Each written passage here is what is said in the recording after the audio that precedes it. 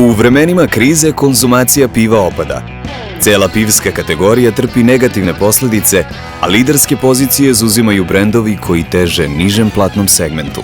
Zato je bilo vreme da se naš brend, Lav pivo, ponovo obrati svom pijaču, svakodnevnom čoveku i da mu pomogne u svakodnevnim situacijama jednostavnim receptom i dobrim izborom.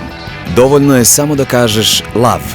Kad želiš da se izvučeš iz nezgodne situacije, reci Lav.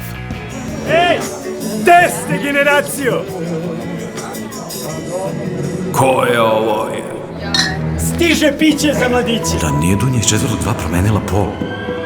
Seti se! Gde si, Lave? Gde ste, ljudi?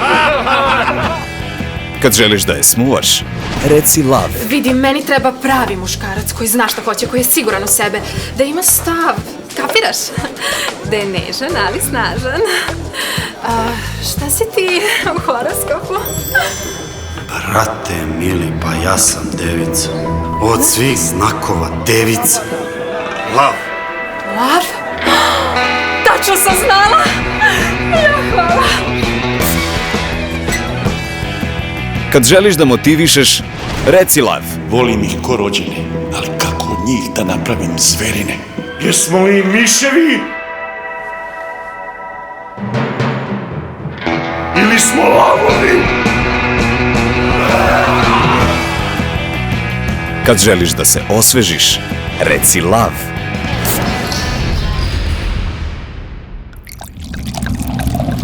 I Lav nije pogrešio. Dok kategorija piva i dalje pada, percepcija Lav piva kao brenda je značajno popravljena, a Lav je ponovo deo pop kulture. Reci Lav i ne možeš da pogrešiš.